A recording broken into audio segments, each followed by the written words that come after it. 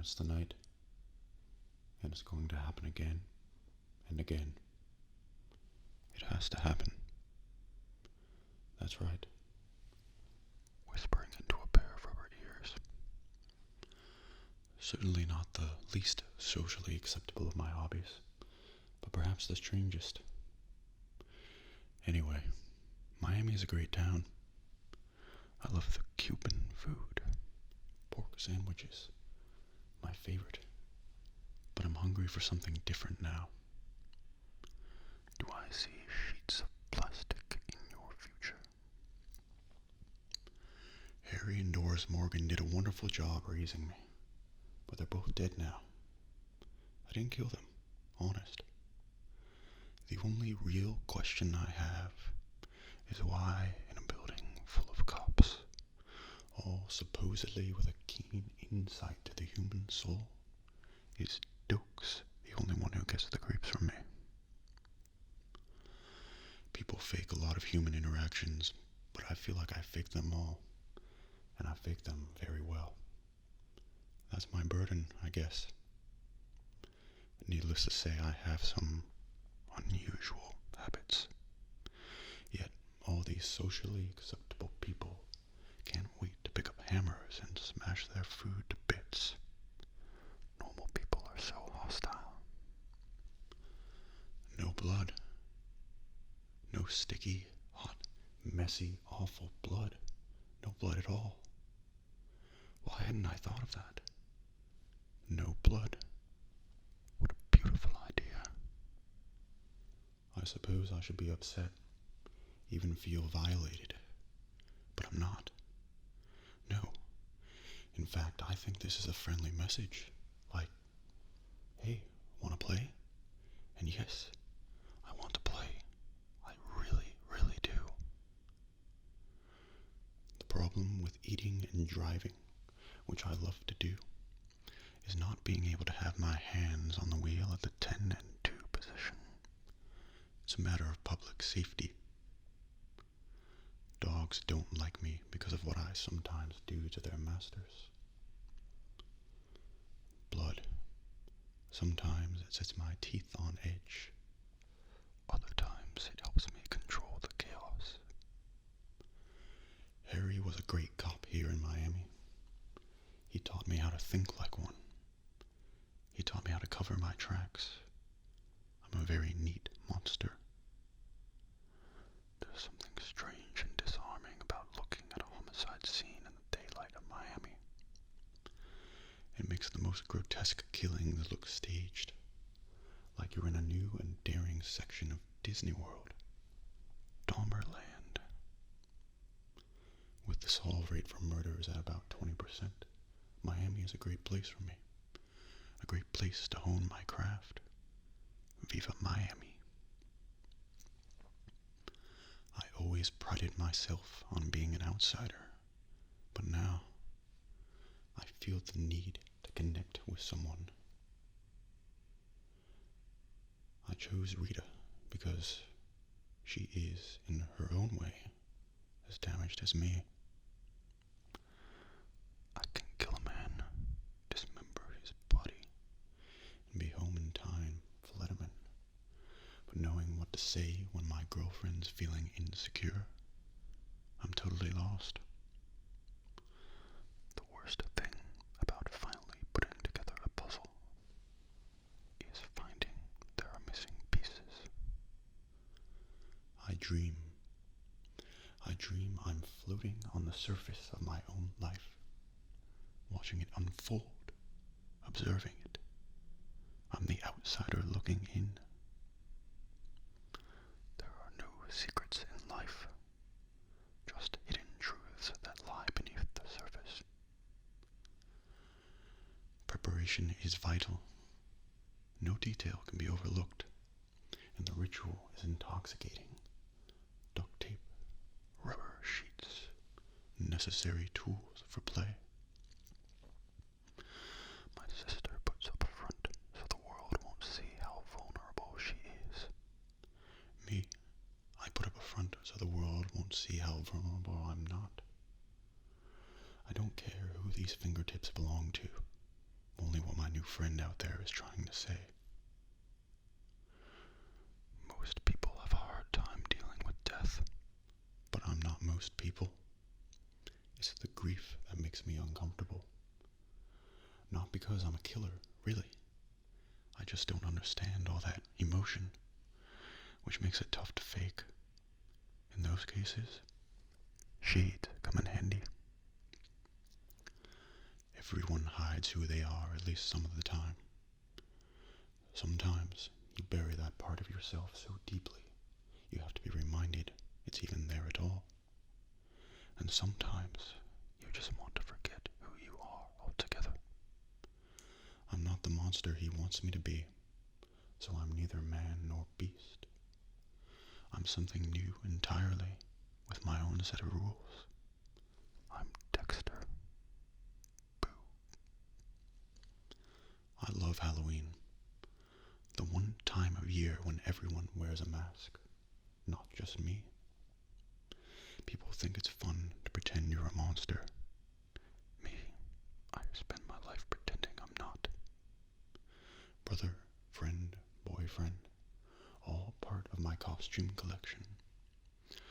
Some people might call me a fraud. Let's see if it'll fit. I prefer to think of myself as a master of disguise. Human bonds always lead to messy complications. Commitment, sharing, driving people to the airport. I like to pretend I'm alone. Completely alone. Maybe post-apocalypse or plague, whatever. No one left to act normal for. No need to hide who I really am. It would be freeing. I don't understand America's obsession with cars. I can just imagine squeezing Rita and the kids into this thing, hitting the open road, cramped quarters, public bathrooms, hours of nothing but conversation. Someone's American dream, my nightmare. I don't get birthdays. The party, the song, celebrating another year, just being alive feels forced. I don't have bad dreams. When I sleep, all of me sleeps. Nothing ever goes bump in Dexter's night. The similar manner in which the victim's body was displayed suggests this killer feels a connection to the ice truck killer, excited by what he's doing. The cut on the victim's cheek, while not fatal, appears to be a signature of sorts. Because of the lack of evidence collected from the crime scene, the suspect may be familiar with law enforcement or forensics procedure. I was wrong about birthdays. Maybe the reason to celebrate them is what they offer, the hope of living to see another one. Nothing lasts forever. Just ask a Ford Pinto. Eventually, most serial killers get caught. There's not really much of a retirement plan. The FBI estimates that there are less than 50 serial killers active in the United States today. We don't get together at conventions, share trade secrets, or exchange Christmas cards. But sometimes I wonder what it's like for the others. The only sound I hear, the only sound in the entire world, is my heart beating. Nothing like some little dibbies and a worthy new adversary to clear my head. I built my life on Harry's code.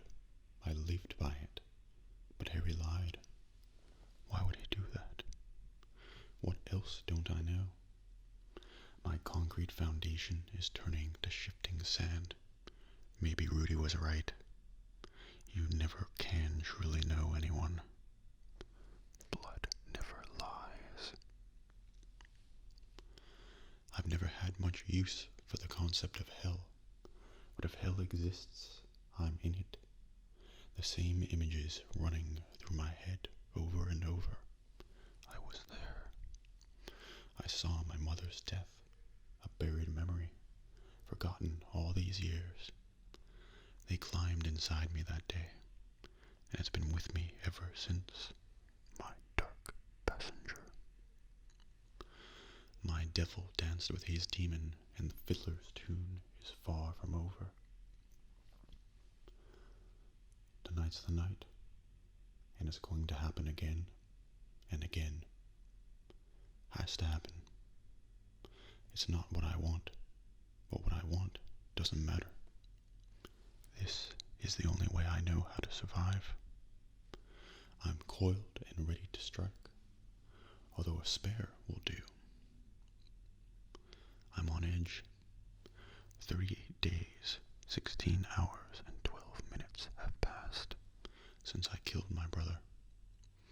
In that entire time, I haven't had a single night to myself. Sergeant Dokes makes sure of that. He follows me everywhere now, a human bloodhound incited by the scent of darkness. My best hope of losing him is to act relentlessly normal. Dull, so I bull. What's really disturbing is that I'm good at it. I'm drifting, but not to sleep. I have to focus, tune everything out. If I don't, being linked to my beautiful bodies of work will be the least of my worries. I can't afford to lose it. Not with Special Agent Rockstar on my case. I just know there's something dark in me and I hide it. I certainly don't talk about it, but it's there always, this dark passenger. And when he's driving, I feel alive, half sick with the thrill of complete wrongness. I don't fight him. I don't want to. He's all I've got. Nothing else could love me. Not even. Especially not me. Or is that just a lie the dark passenger tells me? Because lately, there are these moments when I feel connected to something else. Someone. It's like the mask is slipping, and things, people, who never mattered before are suddenly starting to matter. It scares the hell out of me. In our most paranoid moments, we fear that everyone is talking about us. That's become my reality. I can't hear what they're saying, but I know it's not nice. I've always been good with parents. The key is to simply think of them as aliens from a distant universe. It's an odd sensation to be experiencing what might be called hope for the first time in my life. At the same time, I suddenly find weighing the benefits of electrocution versus lethal injection. But here I am. Want a glimpse of human nature? Stand in the way of someone else's mocha latte? Am I the twisted Bay Harbor butcher or the valiant dark defender?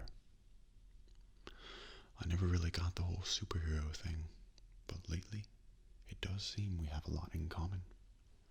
Tragic beginnings, secret identities, part human, part mutant, arch enemies. No matter what you try, no matter when, no matter how hard you work, I'll always be a step ahead of you for one simple reason. I own you.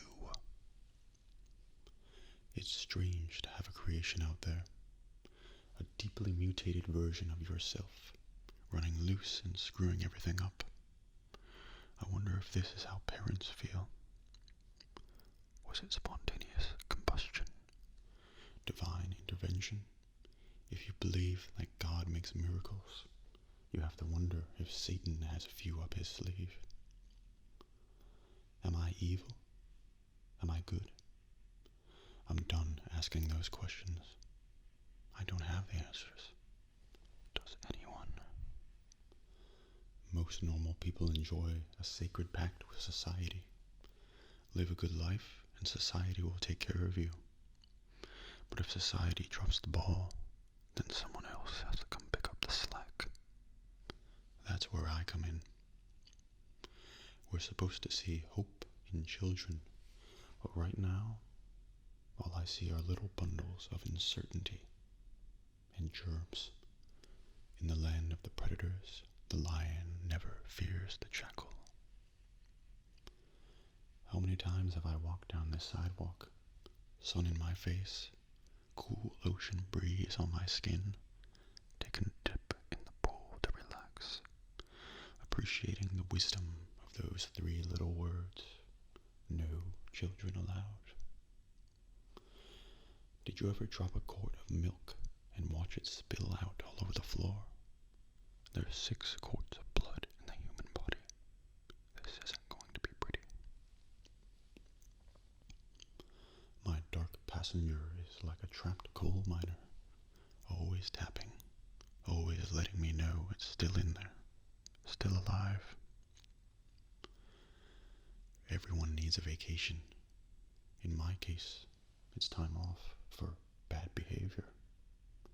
But I intend to make the most of this family trip that they're taking without me. Lundy was wrong. I was wrong. Neither of us knew the pieces of the puzzle were missing. Trinity's a husband, a father. He's like me.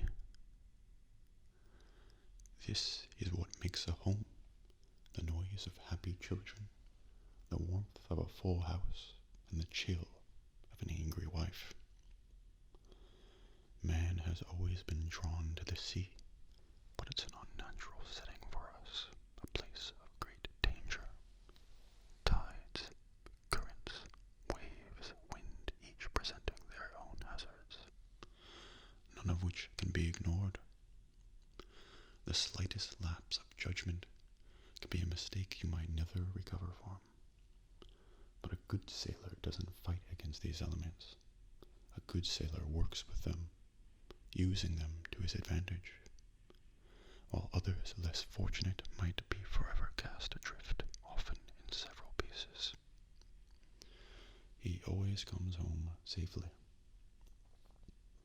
There's a moment sailors call slack tide, when the tide is neither coming in nor going out, but perfectly still. It's a moment frozen in time, when all is calm and peaceful. The only downside to it is that it passes too quickly. I'm thankful for yams. It's okay. Life doesn't have to be perfect. It just has to be lived. Hello, Arthur Mitchell. Born in blood, both of us. Harry was right. I thought I could change what I am, keep my family safe. But it doesn't matter what I do, what I choose. I'm what's wrong. This is fate. Some experiences are so big, they change your DNA. Miguel couldn't. My father couldn't. Can anyone live with the truth of what I am? I am in a battle of wheels with my drunk, shoplifting teenage stepdaughter. And she's going to win. Despite having considered myself a monster for as long as I can remember, it still comes as a shock when I'm confronted with the depth of evil that exists in this world. They make it look so easy, connecting with another human being. It's like no one told them it's the hardest thing in the world. I have no idea what hammer time is, or how it differs from regular time. High school, a small world unto itself. Combining all the warmest elements of a federal work camp with those of a third world poultry farm. It's a miracle I graduated without killing anyone. Wolves come in many forms. Some have big eyes, the better to see with. Others huff and puff, or others hide in plain sight. I should know, that's never going to change. And neither is the fact my little lamb is becoming a little boy, walking, talking, listening, as much as I want Harrison to stay this way forever, from now on. The only roles in his life have to be the stuff of fairy tales. I can no longer allow him to see the real me, only the version that's make-believe. It's the only way this story gets to have a happy ending. I am a father, a son, a serial killer. No, I think I belong right here, because maybe there's a place for me in this world. Just as I am, light cannot exist without darkness. Each has its purpose. And if there's a purpose to my darkness, maybe it's to bring some balance to the world. I don't run. I make people run. However, I do run if there's a bull coming after me with an axe. Never jump the fence if you're not willing to face what's on the other side. We all make rules for ourselves. It's these rules that help define who we are. So when we break those rules, we risk losing ourselves and becoming something unknown. Who is dead now? Who am I? Is this a new beginning, or the beginning